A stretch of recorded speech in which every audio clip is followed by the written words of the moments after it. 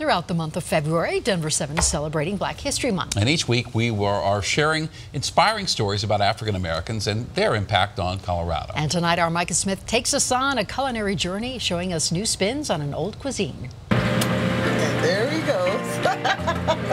Cora Faye's in Aurora has been serving up these mouth-watering dishes for 12 years, with most of the recipes coming from owner Priscilla Smith and her mother, Cora Faye. Well, she started cooking at 9 years old because she didn't want to go in cotton fields, Alabama. Just like soul food itself, Smith's recipes come from the heart of the Deep South.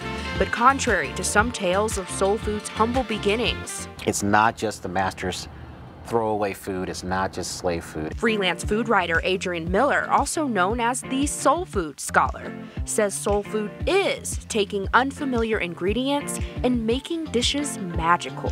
And so I tell everybody who's just experiencing kale for the first time, welcome to the party, because we've been eating it for about 300 years. Miller says centuries and evolution birthed 4 food trends in Denver's soul food scene. First up, vegan. So it's taken out the traditional use of pork to season vegetables. And so cooks have to find tricks. You know, they have to find spices and stuff to compensate. There's also what I call down-home healthy, and that's taking out the lard, the salt, and the sugar and finding substitutes But for what's that. the point? Oh, when you do that, what's the point, Adrian?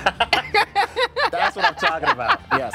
Then there's upscale soul. So that's using more extravagant ingredients. So maybe you would use duck fat or put saffron in. And there's also fusion. Mac and cheese egg rolls that we have here. So that's taking like an egg roll and putting soul food ingredients inside. Miller says these food trends are partially a result of Denver's changing landscape. A lot of the traditional black neighborhoods are gentrifying, particularly 5 Points. So in the last several years, some great places have closed. So for instance, this place where we're at today, Cora Faye's, used to be on the edge of kind of 5 Points and Park Hill. But like Cora Faye's, some have opened in other neighborhoods, exposing communities to soul food and adapting for Denver's various palates.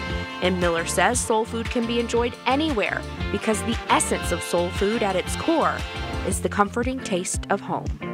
In Aurora, Micah Smith, Denver 7. Oh my God.